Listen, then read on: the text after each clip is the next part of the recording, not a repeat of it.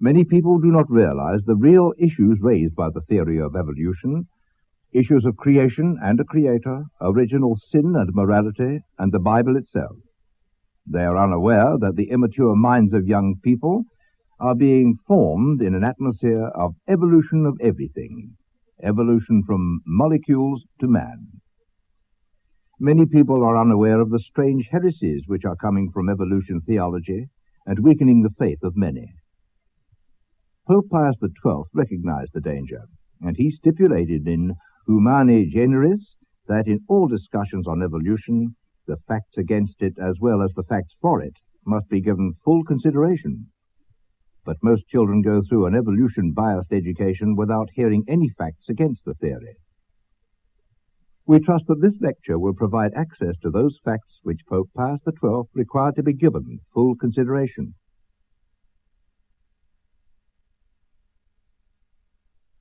For several years, a small group in Brisbane, Australia, the Truth on Evolution group, has been lecturing on the theory of evolution, challenging the theory, pointing out the serious results of the evolution philosophy, and presenting a comprehensive case against evolution, against the billion-year time spans, and in favor of the biblical account of origins. The lectures use up-to-date scientific material from England and America, and has been given to many Catholic colleges and state high schools in Brisbane, and to a seminary and training college in the area. In America, the text of the lecture has been published by the Catholic Center for Creation Research with the imprimatur of Archbishop Rush of Brisbane. This recording is reproduced, with permission, for listeners in Great Britain from material recorded in the Catholic school at Groveley, a suburb of Brisbane. You will notice that the speaker, at times, refers to slide illustrations which the audience was viewing as the lecture proceeded. For cassette listeners, Mr. Johnson has made a special introduction. Therefore, before starting the lecture, let us listen to these preliminary comments. Somehow, modern man has lost his belief in a personal God, a God in command of nature and one to whom each individual man must render an account. I think this loss of belief in a personal God began fairly recently when belief in creation was lost and men began instead to believe that mankind had simply evolved from beasts. As a result, the sense of the supernatural has faded. The compulsory education system became evolution-oriented and began turning out an educated generation with no thought of a divine creator, and of course, no thought of being morally answerable to a divine creator. Inevitably was lost the sense of strict morality based on 10 commandments of the Creator God. And without moral absolutes, without divine commandments, all authority is nullified. Then each individual stands alone, a thinking animal in a mindlessly evolving universe. Nobody is morally answerable to anybody, and we can see emerging a frightening world society based on this concept. When the evolution of men from beasts became the generally accepted worldview, then education began mass-producing godless minds, and a godless mind is already 3/4 captured for Marxism. Marxist communism is squarely based on evolution. Communism needs evolution. So every boy and every girl that we educate to accept the theory of evolution becomes a potential communist. And I say this on good authority. Evolution has penetrated deeply into the Christian religion. When we believe that mankind began with a very special relationship between God the Creator and Adam the created, followed by Adam's original sin and redemption promised by God in Christ, when we believe that, we have the Christian culture, the Christian worldview. The present crisis can be crystallized into 2 alternatives. 1, Adam and original sin, or 2, evolution with no Adam and no original sin. We must face the fact that original sin is central to Christianity. Christianity is a religion of redemption, or it is nothing.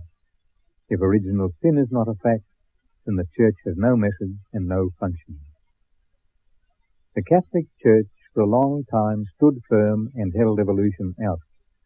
But lately, it's got in by a side door. By a side door, I mean Father Teilhard de Chardin, the Jesuit priest who died in 1955. He attacked the traditional teaching of original sin as impossible in the framework of evolution of man. For this, he was nearly excommunicated. He was forbidden to teach or to write, but he continued to write secretly, developing his attack on original sin and building what he himself called the new religion, based on his extreme evolutionist ideas. Well, this is not the place to trace the history of Teilhard de Chardin's conflict.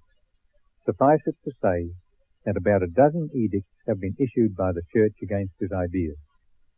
The most notable were Humani Generis, 1950, and the Monitum of 1962. In Humani Generis, Pope Pius XII repudiated all the main ideas which Teilhard was promoting, and the Pope forbade Catholics to teach evolution as if it were proved. He also stipulated that the facts against evolution must be given full weight in any discussion. And the Pope made a ruling against polygenism, which means many evolved first men, instead of one first man, Adam, from whom all mankind has descended. That is polygenism. And the Pope supported the traditional teaching of original sin.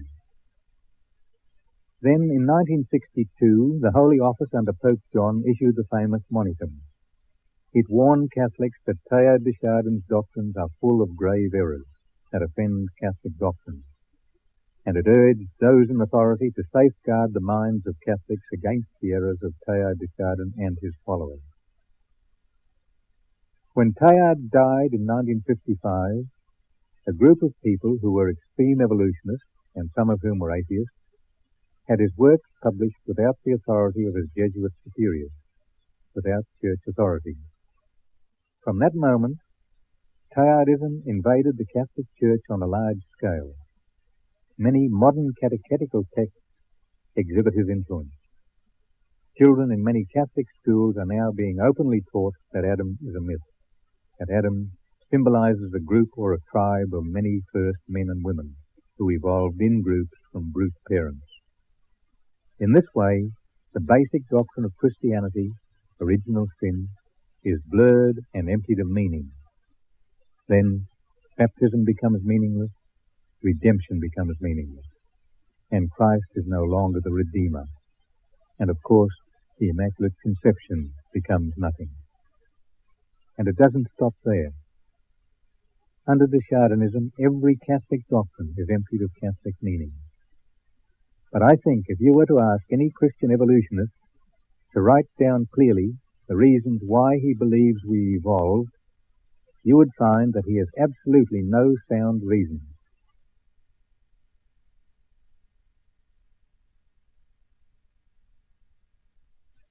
The fact is that there is no sound case for evolution. It is an assumption, just an assumption, for which they are still trying to find some reasonable evidence. Yet, so relentlessly has the theory of evolution been propagated, and so effectively have the true facts been suppressed, that evolution has become the world view of our time, and its fruits may well be the end of Christian civilization. To bring out a fully developed case against evolution is like bringing out a steamroller to crack a peanut, but it has to be cracked completely. And with those introductory thoughts, let us enter the lecture room and face the audience.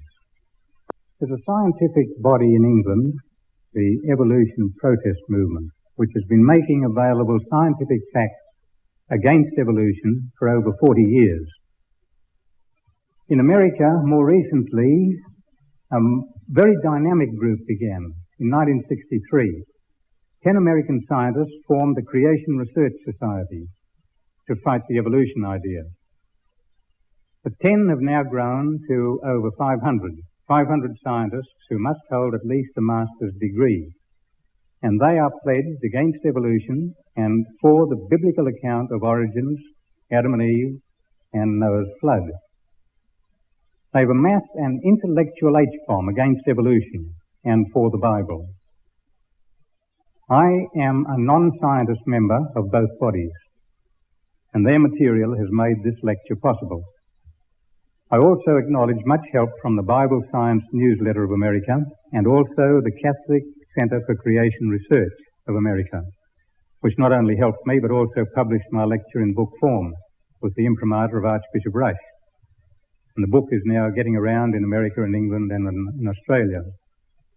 It's a long lecture, and because of the recording, I can't cut corners to shorten it tonight. So I hope you'll be patient, and I hope you're comfortable, because as Dr. Gish would put it, the mind can absorb only what the seat can endure. Mindful of that, we'll have a couple of short breaks, only about 3 minutes each, during the lecture, so that you can stretch your legs and you can wake up any sleepers. Evolution is emptying churches, and it's killing the sense of the supernatural in young minds. I don't know the statistics, but if you look at a class of, say, 50 children, it's a fair guess, I say guess, that 40 will not keep the Catholic faith until death. And what will it be in a year or two at this rate? And I say that the villain at work is the theory of evolution. One example, a girl at a big Brisbane convent was losing her faith. She said that all the evolution stuff they're being taught makes it hard to believe the old things. Well, we gave her a short tape, 10 minutes of Dr. Gish on the dangers of evolution, and 10 minutes from my lecture, the part where I talk about the origin of life and the living cell. After listening to it, the girl reported back, all's well, no more problems. And she said, my teacher listened to it, and she said, isn't that amazing? Well, that was a bit easier than usual, but it illustrates the deadly work of evolution on young minds, and also that many teachers are themselves the honest victims of the evolutionism which they teach. Evolution is the only alternative to God the Creator.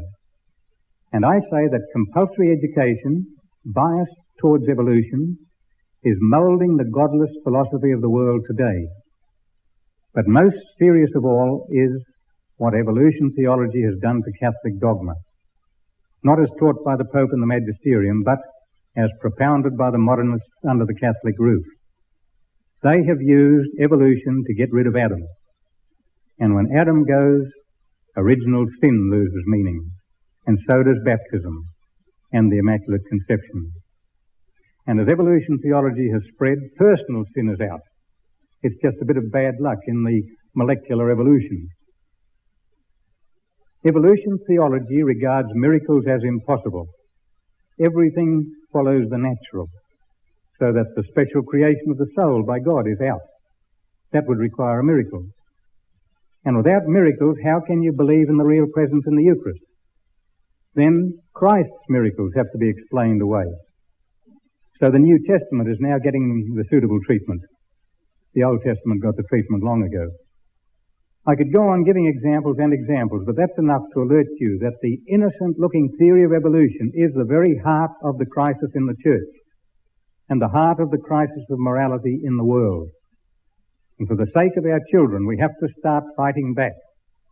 We have to confront evolution on grounds that our children will accept, the grounds of fact and science.